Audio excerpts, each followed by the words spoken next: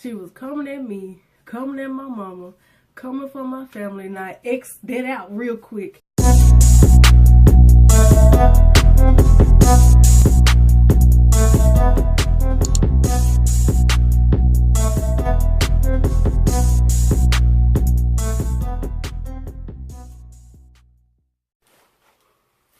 Welcome to my video. Welcome to my video. Okay. So basically what's been going on is, for the past month I've been sick. Like literally every week something was happening. Like I got sick, had to go to the doctor, had to go to the hospital, got out the hospital, had to go back to the hospital to have surgery. Then I had to have wound care from the surgery, and now basically I'm just healing up. Everything is okay. I'm healing very well, and it shouldn't be too long before I'm completely healed up from the surgery, and everything is going good. But basically, back to what this video is about. If you all watched my first Get to Know Me, I mentioned that I had diabetes. So I decided, why not talk about my diabetes story, or my story about how did we find out that I had diabetes. And I'm just gonna share some things with you all basically about that, and like what I do now to control it and everything. And yeah, so let's get to the video. So let's start off by me explaining that my diabetes was hereditary.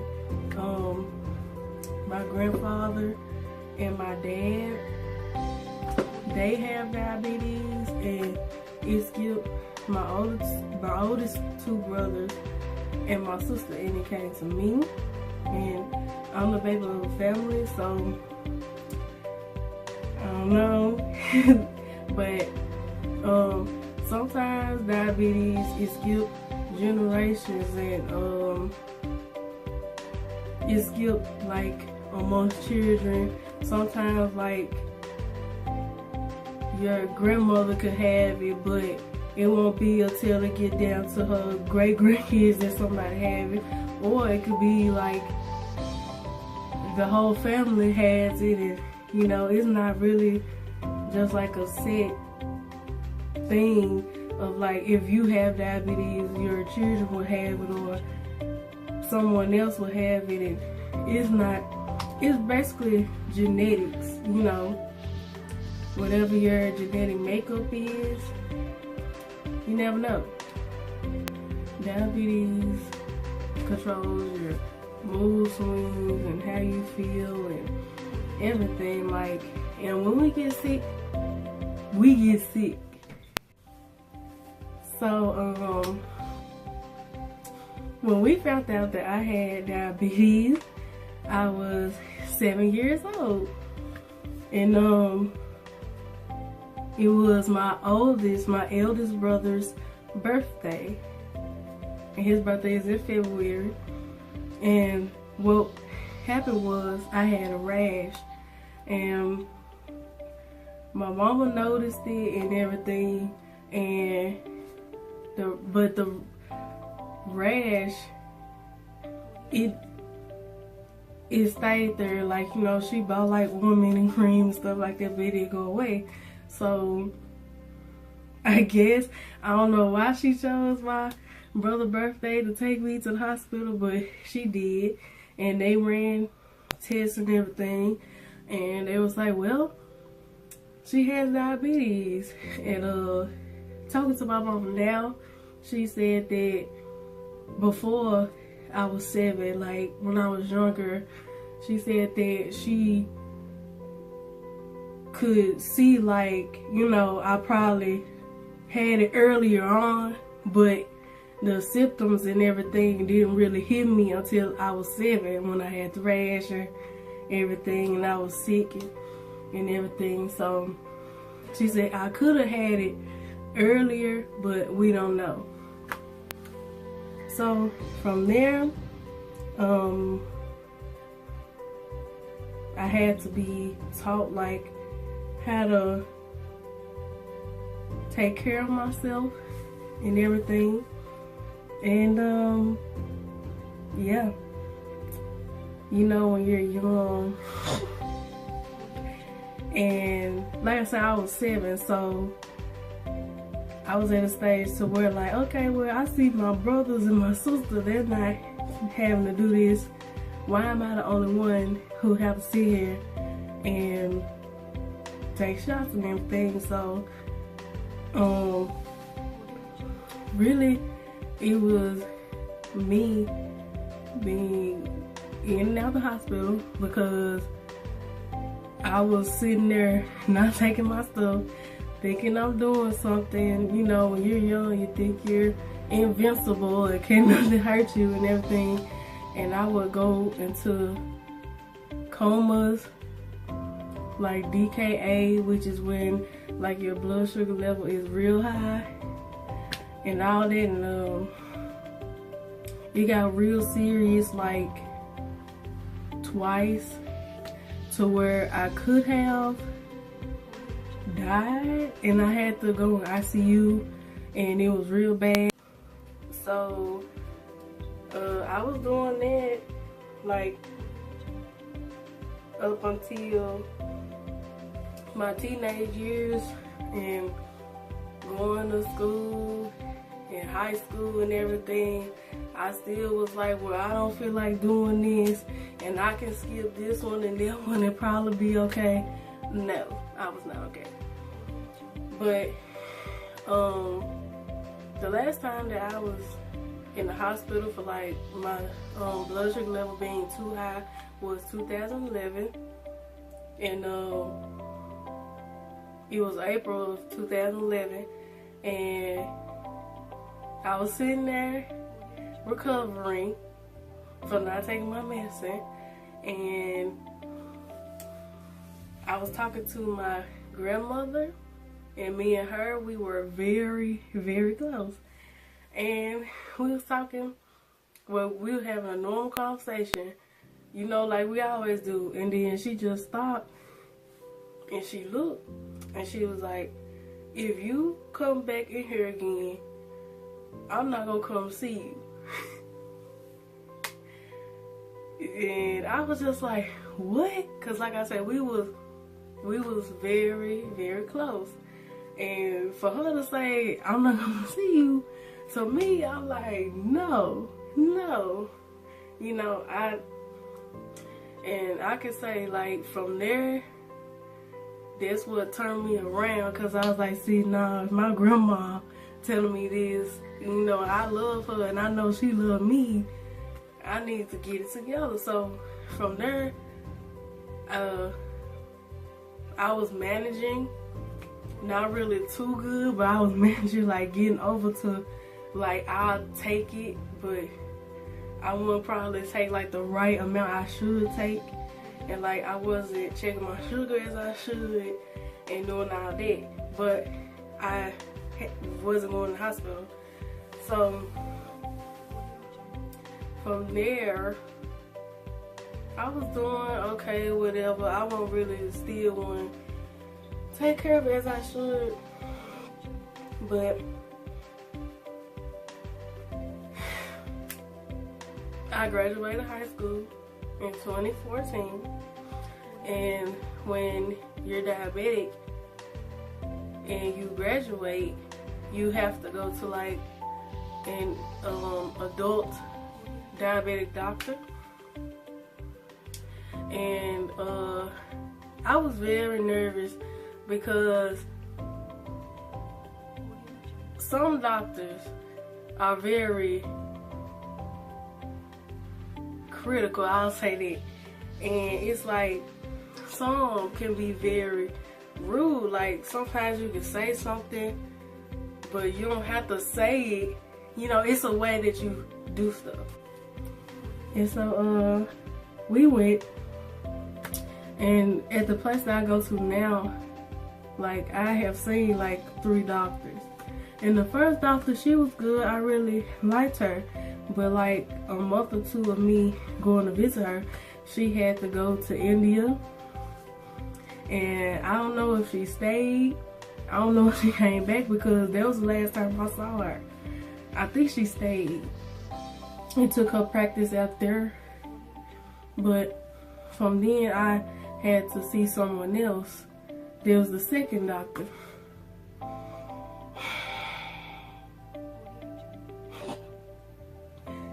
Ooh, like, it's like,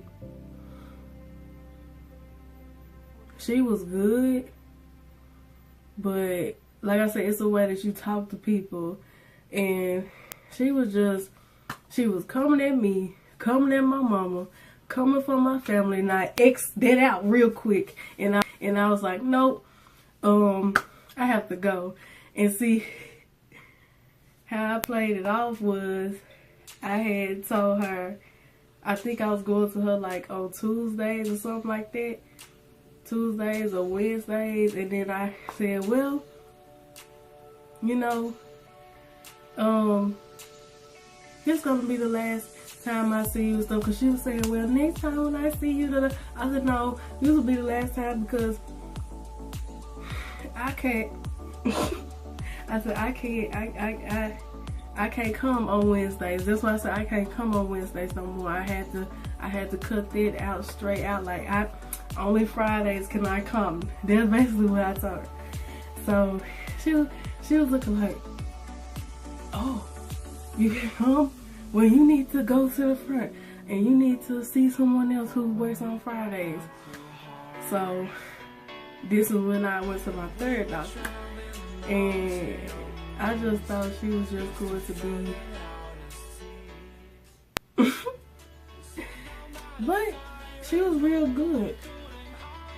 And I was surprised, like, she was real good. And then I was still on like regular, like, I was taking my insulin like from a syringe, a needle, and a vial. And like, this is a syringe, and this is my I was about to say something else, but this is the life source. And what I do, I just take the syringe, you know, stick it in here, and just get the amount I need and go on.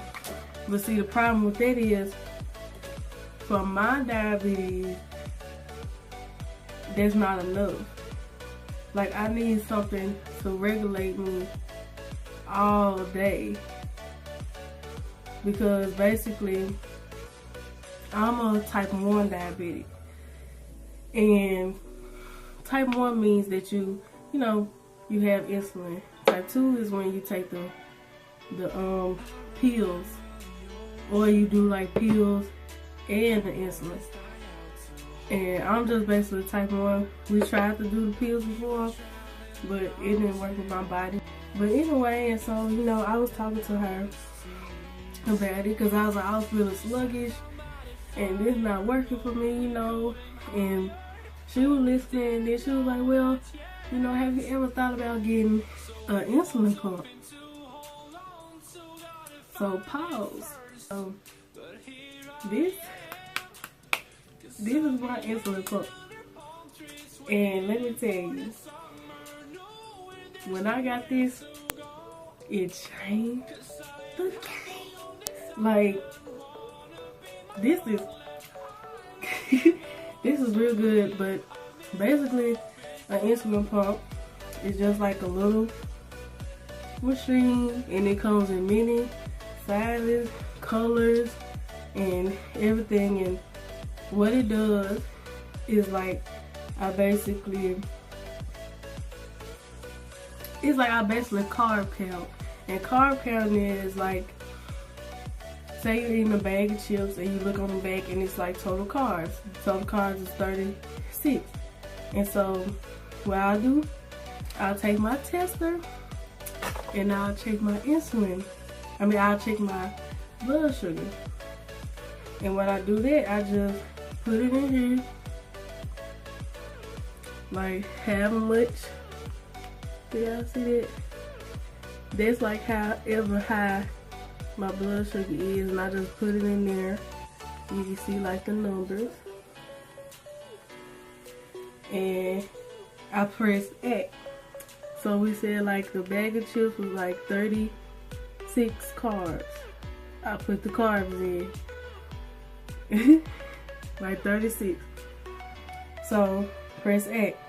So it's basically telling me, I don't know if y'all can see, but it's telling me that for how high my blood sugar was, or however low, plus the bag of chips that was 36, I'll have to take like 7.2 units of insulin. But yes, what she said about the insulin pump, I have always been told that I could not get the insulin pump.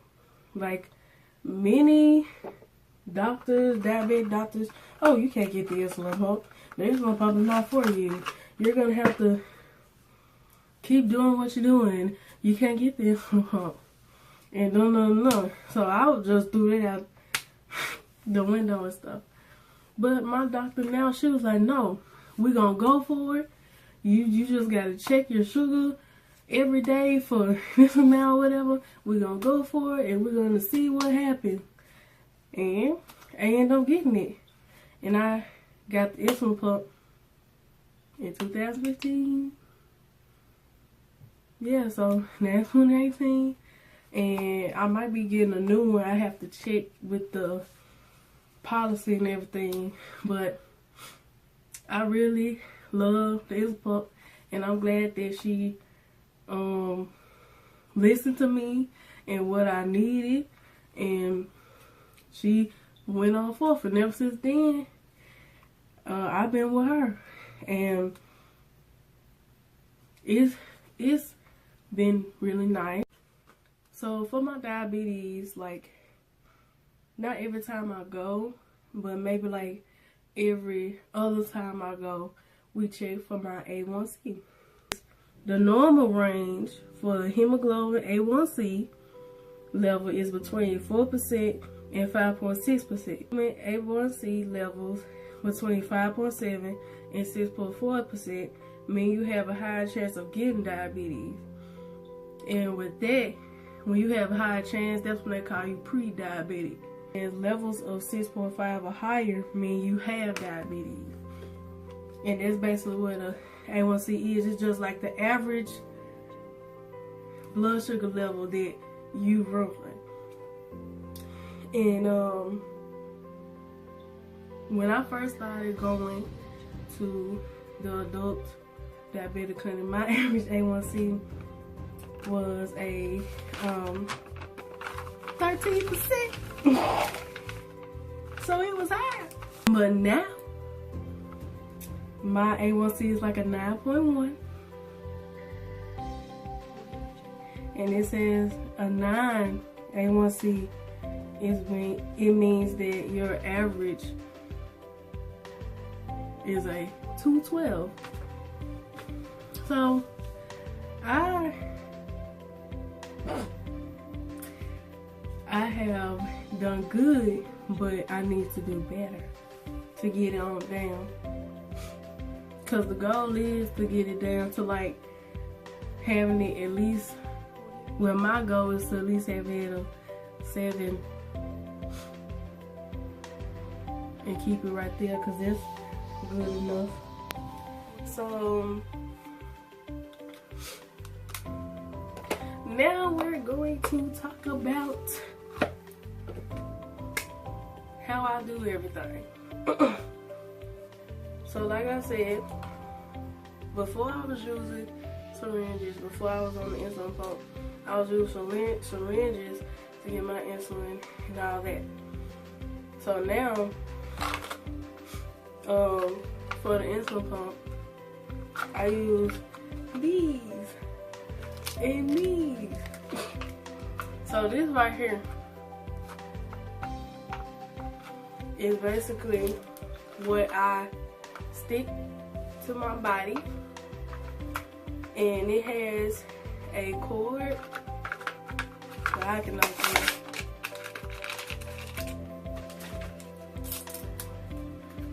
It has a cord, and this is what I stick onto this, and this is a reservoir, and I basically take the insulin vial, and then I take the reservoir, stick it on there, fill it up, and put this on the reservoir, and I take this in and stick it on wherever I want it to go.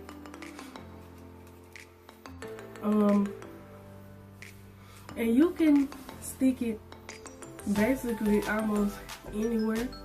Like you stick it in your arms, your stomach, your legs.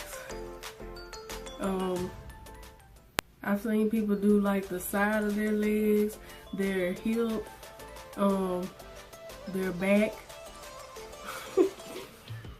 and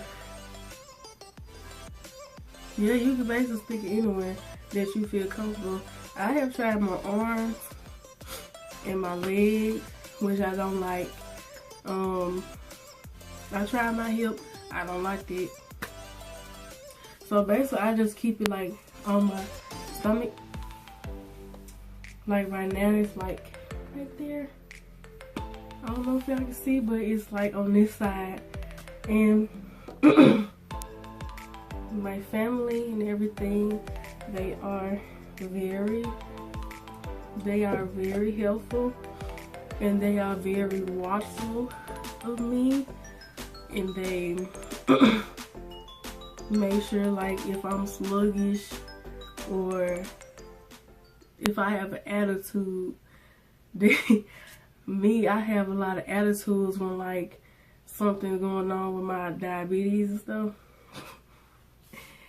And they know like if I just out of nowhere get an attitude and I don't want to do nothing, I don't want to talk and everything, the first thing they say is, Jed, check your sugar. And 9 times out of 10 it be high. And I'll be having to correct it. But I have done very well from when I was younger. It's gotten very controlled, and I can say people counted me out. People was like, oh, when you get out and when you get older, you gonna stay in the hospital, you're gonna, you know, you're not gonna be able to drive, you're not gonna be able to do this and that. And I like to prove people wrong, and I have proved people wrong about that, because no, you're not gonna count me out, and I can control it. So I'm gonna end the video right here. Basically, you know, I think that what I want you all to go and do is like, you know, if you know someone with diabetes or whatever, you know, be mindful that, you know, you don't have to be scared. Like, I met people who were basically scared to even touch me. But, you know, it's normal. We just need a little extra help. But, you know, and I want people to really think before like they say something that's ignorant to someone with diabetes, because let me tell you something, You still can live your life. It's still a life. Just because you get diabetes, whatever, you still can live your life to the fullest. Live it. Don't let nobody tell you you can't. And do what you want to do. But until next time, bye.